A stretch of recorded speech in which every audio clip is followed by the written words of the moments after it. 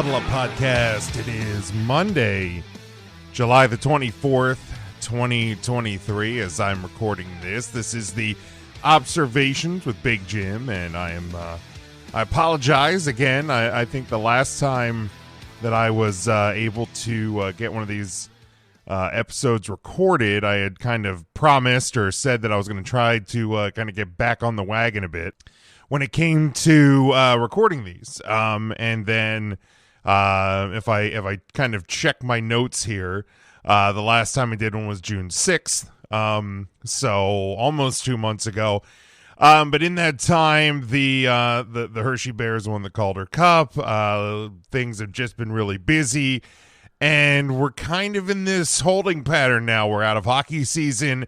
It's just baseball season, but we are almost back to football. So hopefully I can actually hold myself to the promise or the idea that I can get more of these down. Maybe not every week, like I said, but once football starts, I usually get the itch to get back on the microphone a little bit more than normal. So we'll see. But make sure you are following along with me at Big Jim Sports on Twitter, Huddle Up Podcast Incorporated. We are at Huddle Up Podcast on Facebook, Huddle Up Pod on Twitter. Oh no, it is Huddle Up Podcast as well on Twitter. It's the hashtag usually there is at Huddle Up Pod. Yeah, I definitely want to work on getting more of these down. And but head over to tpublic.com or hit all of our links in our social media, the link tree that'll get you to the whole Huddle Up cruise, personal Twitter pages, all of our places. You can find us on podcast platforms, YouTube, and much more, and our merchandise over there at TeePublic. But yeah, gonna jump right in here to the observations that I currently have on my mind in the world of sports. NFL running backs hitting back. If you've been paying attention to what is going on with the running back position, Saquon Barkley, Josh Jacobs, and others are kind of threatening holdout. Austin Eckler going to bat with owners and GMs and the NFL Players Association, and there's this battle going on with running backs, contracts, the value of the running back position in the National Football League. And it's an interesting thing to sit and witness, because if you've been paying attention over the last few years, I think that the running back position, well, let me already rephrase what I didn't even say.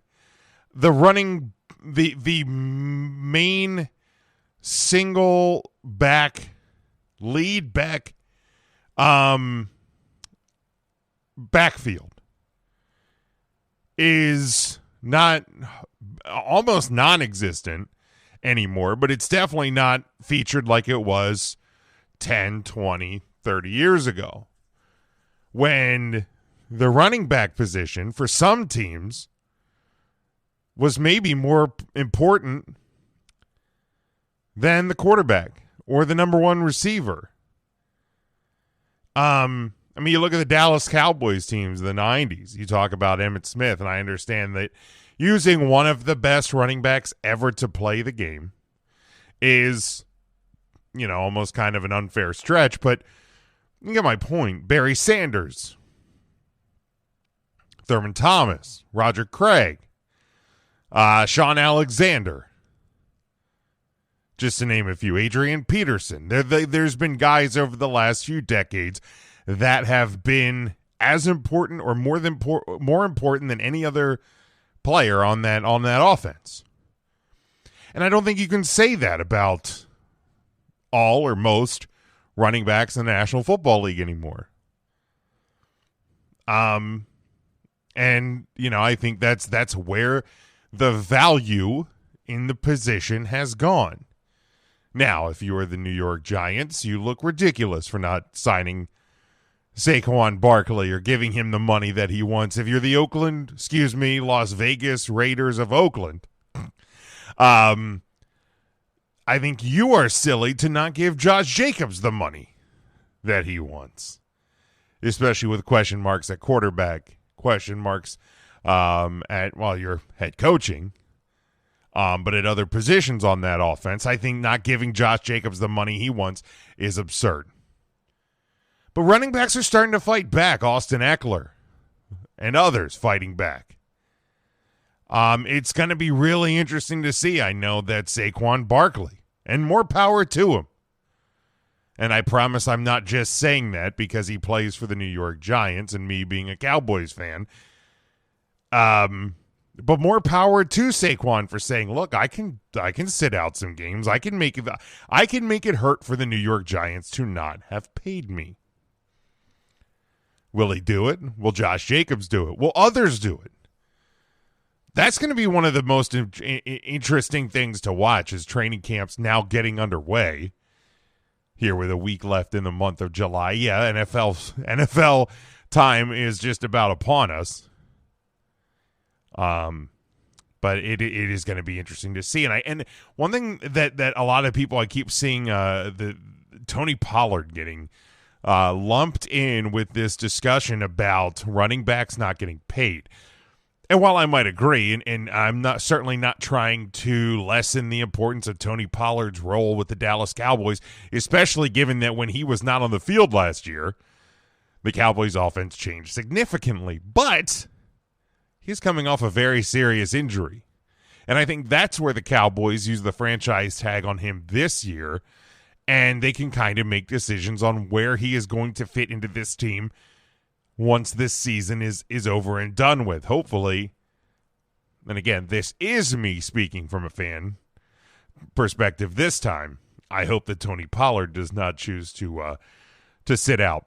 Next observation, we are 5 weeks until the NCAA football season. And I don't know if that counts week 0 or whatever we like to call it here in Huddle Up Podcast Incorporated land, because I think the concept of week 0 is silly because, well,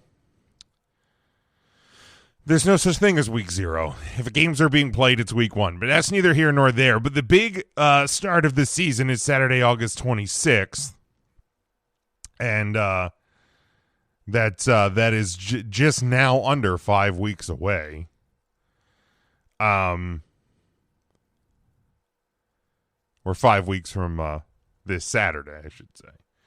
And man, I am absolutely ready, and I don't know if it's because myself and the Huddle Up Podcast crew have put a couple episodes in the can. We'll be recording a couple of more. So again, if you are not subscribed to the Huddle Up Podcast feed on all of your podcast platforms, YouTube as well, make sure you do that so you never miss any of our live shows, any of our podcast episodes, because we are going into the studio again this week to record our final set of off-season episodes. There's your plug for the day.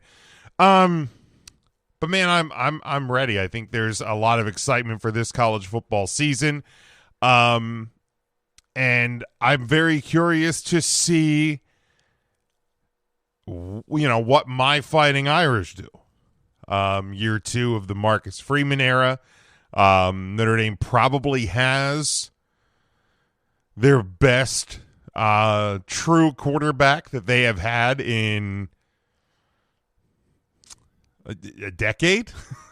I mean, I'm trying to go back through my mind and think back to the quarterbacks that have been under center for the Irish for the past few years. And man, it is first off hard to remember a lot of them because it has been that forgettable.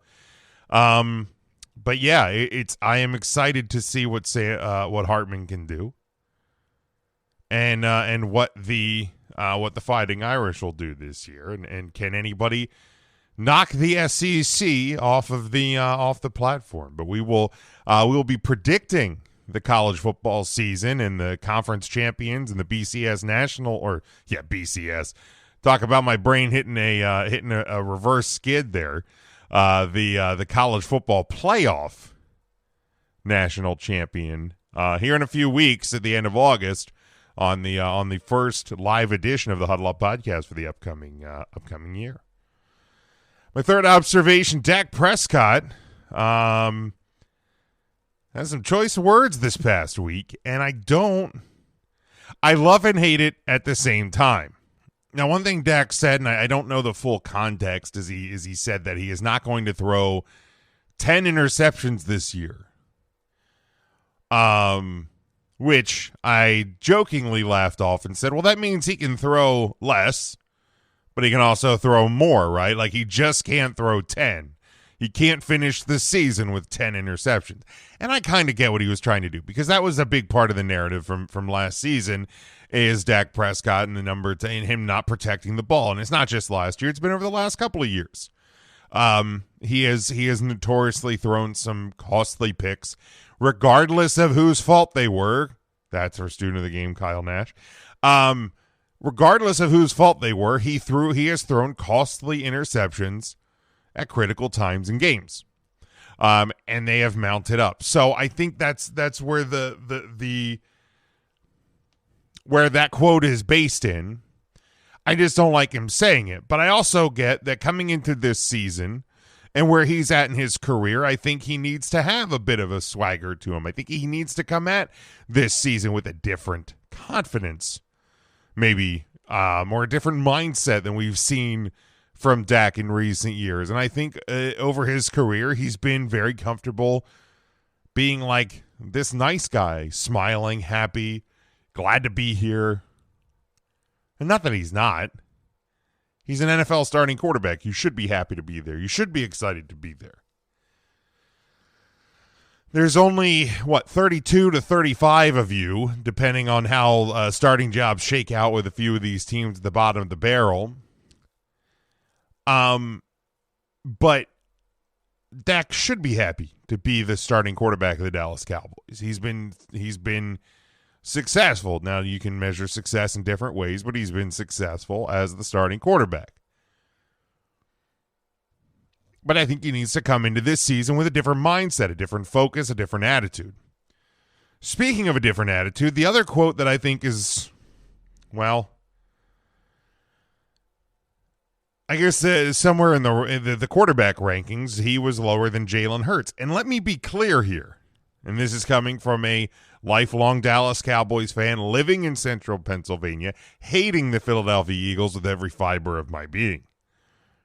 He should be below Jalen Hurts. Jalen Hurts is the number one quarterback in the NFC. Hands down, period. Mark it down. Write it in frickin' ink. Chisel it in stone going into the start of this season. Now, of course, things can always change as the season plays out, and that's where you can begin to adjust. But going into this season, it's Jalen Hurts, and then there's everybody else. Now, if you listen to friend of the podcast, Ernest Christian's Earnestly Speaking podcast that came out last week, the Huddle Up crew and him, the Huddle Up crew was hosted on the show, and we talked about this very thing, the NFC quarterbacks, and I believe this week, don't quote me on that, he's on some sort of podcast vacation. But the NFC quarterback rankings, I have Dak Prescott as number 2. And I believe that if you look at the quarterbacks in the NFC, Dak Prescott is the number 2 quarterback in that conference. But Jalen Hurts is number 1. Period. Okay? Now, let's go to the quote. I saw the list. I saw them rank Jalen above me. He had a very nice year on a very good team. Let's see him do it again, and we'll see if he can finally beat me. He's yet to do that.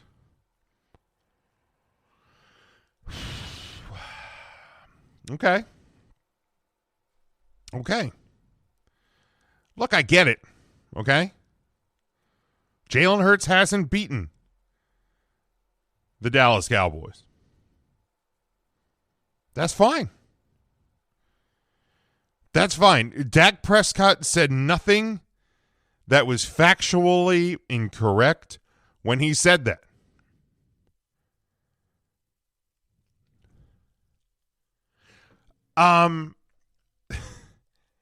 But I feel like you're playing with a little bit of fire there, Dak. Because now you have to beat the Eagles twice. Okay? And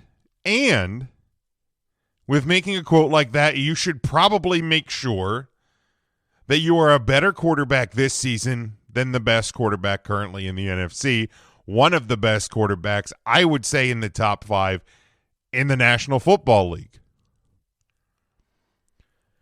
Okay. And here's the thing. Dak's running out of excuses if he can't run his mouth. And this is the part that I kind of like, though, and I'm talking about that new attitude that we don't typically see from Dak Prescott. Now you got to back it up.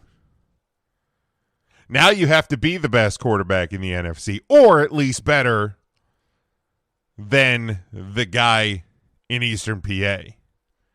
Now you have to at least probably be you got to be the best quarterback in your division now. And because it's not going to be Danny Dimes, and it's not going to be whatever quarterback the Commanders. Credit to the student of the game, Kyle Nash, as well. Bing. You're going to be better than the Commanders quarterback. You're going to be better than Danny Dimes. You just have to be better than Jalen Hurts. I don't know if Dak can do it. I don't know if he can. We're going to find out, though. We're going to find out. Throwback uniforms for the win, man. That's my next observation. Teams have been starting to break these out. We've seen the return of the creamsicle in Tampa Bay. We've seen the return of the I Love You Blue in Houston with the Oilers. The Titans reviving the Oilers look for some games coming up this year.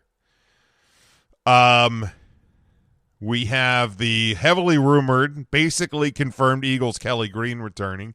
Today, the New York Jets unveiled their 80s Testaverde era all white with the green and white helmet throwback that they'll be wearing week 1. I'm loving it, man. Seattle reviving the I jokingly refer to them as the Rick Myra era, but the old silver and blue. And man, I'm here for all of it. I'm here for every team. I mean, the Cowboys brought theirs back last year, which I love. I love the Cowboys throwback uniforms as well. But I'm loving to see more teams revive these old looks, the throwback looks. The Patriots will be wearing their throwbacks again this year. So I'm all for it. My favorite of them is the creamsicle, though. The Tampa Bay creamsicle is such a perfect look. It really is. I would love to see them try to find a way to incorporate that into their new style somehow. Figure it out, Tampa. Figure it out. But yeah, I'm loving it. More of that, please. NFL and NFL teams. Switching to baseball for my next observation. The Baltimore Orioles might really be good. They won again tonight. They are now 62-38 through the first 100 games of the season. Only the Atlanta Braves have more wins. The Orioles are only the second team in baseball to 60 wins so far this year. 30-20 at home, 32-18 on the road. They have a run differential of plus 49, one of the better run differentials in baseball. They're on a 3-game winning streak. There's 7 out of their last 10. They set a new AL record, and I think it is now up to 72 series without being swept. They have not been swept since Adley Rutschman made his Orioles debut, his major league debut last May. And I actually had a chance to watch the Orioles tonight, beating the Phillies in Game 1 of a 3-game series in Philly. I don't get the Orioles broadcasting network on I switched to YouTube TV this year, and it is not on, Masson is not on YouTube TV. So anytime the Orioles are on, I have to take advantage of when I can see them, be it a Sunday early afternoon game on Peacock, if it's a Apple TV Plus game, a rare national broadcast on TBS or ESPN, which actually I think this Sunday's game, the Orioles game, got flexed into Sunday night. This upcoming weekend against, I believe it's the Yankees. I'm looking up the schedule right now. Yeah, this Sunday they got flexed into it. It was originally supposed to be a 1:30 start, and the Orioles got flexed into a Sunday night primetime ESPN game. Tell me the last time that's happened. No, really, please tell me the last time it happened, because I do not have a clue.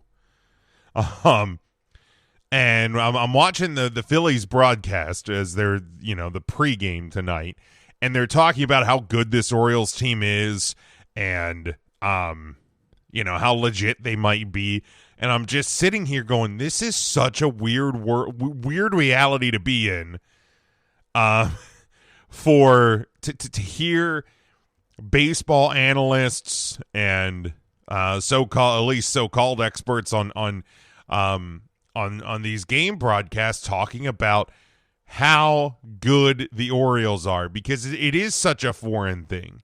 It has been so long. I mean, I know they made it to the postseason a few times, a handful or so or years ago in the 2010s, but the Orioles really haven't been consistently good and consistently great since the late 80s, early 90s. And you probably even have to go back a little bit further, since before I was born, to really think about the Orioles being one of the better teams in baseball. So this is just exciting for me. I've always kind of joked that when the Orioles season is over, I'm a Phillies fan, and so I usually am a Phillies fan around May 1st, and it's wild, and they're doing it.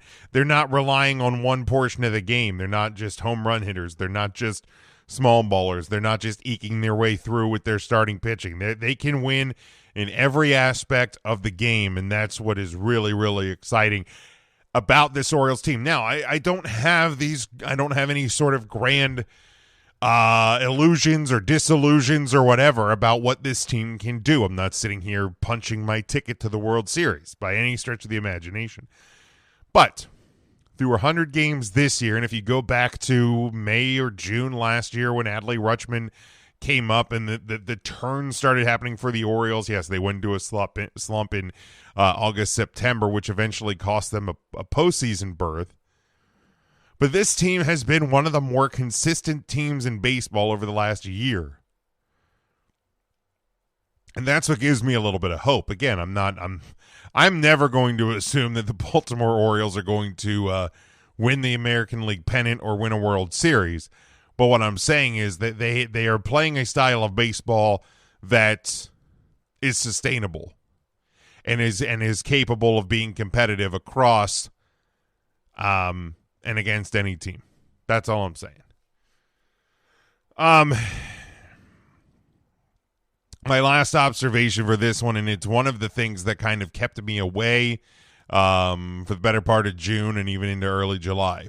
The Hershey Bears, the American League Hockey affiliate of the Washington Capitals, the team that made me fall in love with hockey, the team that in the place that I learned the game of hockey in, going to Bears games since I was literally 3 years old. So literally for the last 35 years, I have been a Bears fan. I was a Bears fan before I knew what hockey was.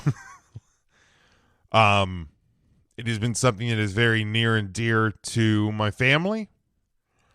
My dad, my uncle, longtime members of the Booster Club in Hershey. My uncle, unfortunately, no longer with us. He passed away in the late 80s when I was still very young. And the Hershey Bears were, they looked to be a special team this year. And sometime about late January, early February, I remember saying to my wife, to my dad, to my friends, to anybody who wouldn't tell me to shut up, that I thought this Bears team looked really special, and that they felt like a team that it was either going to win the Calder Cup or lose in the first round. And when they advanced in the first round, I thought, well, here we go. It's been 13 years since the Hershey Bears went on a long playoff run and had a Calder Cup championship. Now, they went to the finals in 2016, but they got swept in the finals. They were probably in over their heads a bit that season. The Bears made it to the finals. The first two games were played in Coachella Valley. There was the Coachella Valley Firebirds, the AHL affiliate of the Seattle Kraken. This is their first season. This is the Hershey Bears' 85th season. The oldest team versus the youngest team. 11 Calder Cup titles versus obviously 0. The Bears went to California. The first time playing in California since the 60s. And they lost games 1 and 2 by a combined score of 9-0. And in some ways, the games weren't even that close. But I didn't throw in the towel.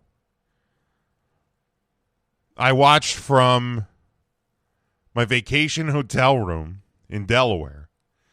Games 3 and 4, the Bears battled back even the series. I was in the Giants Center for Game 5 when the Bears won their second of 2 at that time overtime games. Games 3 and 5 were both overtime wins. Then they went out to Coachella Valley with a chance to finish the series in Game 6, but they lost, and then it forced a Game 7. The Hershey Bears, the Giants Center hosted watch parties for Game 6 and 7. Myself, my best friend Ryan, and my dad went to both watch parties. And as we were sitting in and Game 7 was getting ready for the puck drop, my dad leaned over to me and he said that, and I apologize if I get choked up during this. I'm going to try to do my best. But my dad said to me that he was telling his coworkers that if the Bears won, he was going to go to the Cup celebration. He was probably going to do as we've done in the past when the team flies in from a visiting championship win. They will fly into the Harrisburg airport. You go greet the team at the airport. He said he was probably going to do that. And his coworkers asked him, "Are you being for real? Like you're going to be that crazy? You're going to be one of those crazy people?" And he said to me that he told them, "Well, I'm going to savor every bit of this one." He said, "I'm 67 years old, and it's been 13 years since the Bears won their last cup." He said, "This one could be my last."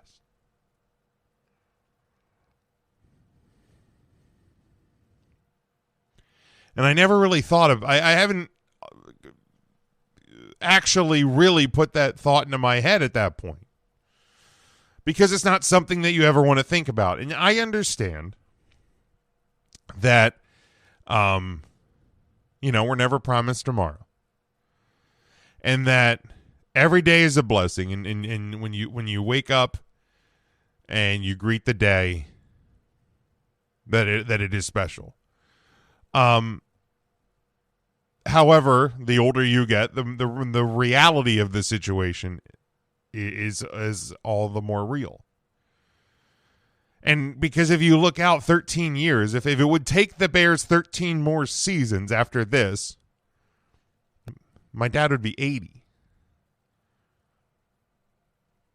Simple math suggests when the average age is in the 70s that there's a chance you don't get there.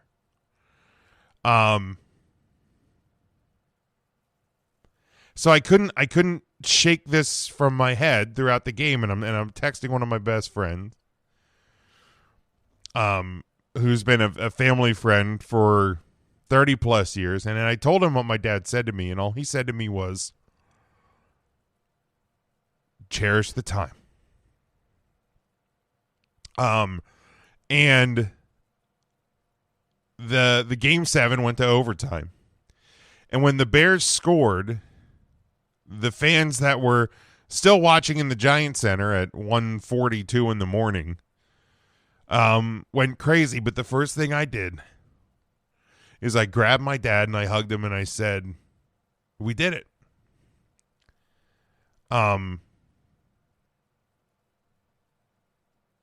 And you know, that's a moment that's just going to be really special for me, because now the Bears could come back and win it next year, and then I'll be just as emotional next year. But because you just don't know, and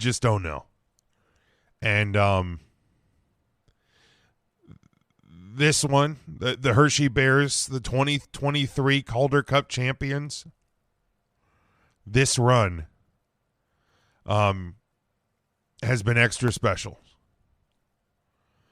And, you know, I want to, not I don't know that anybody from the Bears will ever hear this, but I want to thank the 2023 Hershey Bears.